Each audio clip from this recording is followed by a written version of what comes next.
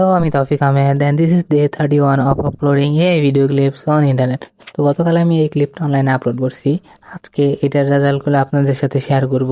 তো এই ক্লিপ থেকে আমি ভিউ পাইছি 57,000-এর মতো, ভিউয়ার ছিল 46,000, ইন্টারাকশন হয়েছে 858, ওয়াচ টাইম 9 দিন 1 ঘন্টা এবং ফলোয়ার আসছে এই ক্লিপ থেকে 72টা।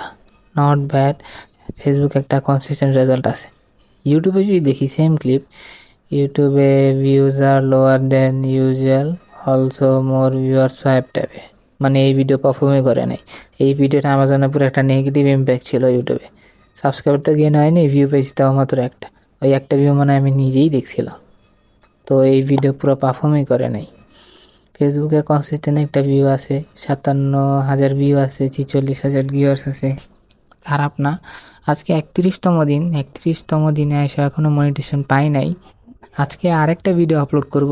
এই ভিডিওটা আমি প্রতিদিন এই ভিডিও ক্লিপ আপলোড করে থাকি এবং প্রতিদিন সেগুলোর রেজাল্টগুলো আপনার সাথে শেয়ার করি। তো ঠিক আর কতদিন কাজ করলে আমি ফেসবুকে বা ইউটিউবে মনিটাইজ পাবো, এটা যদি জানতে চান অবশ্যই আমার চ্যানেলটা সাবস্ক্রাইব করে রাখুন এবং আমার শর্টসগুলো ফলো করতে পারেন।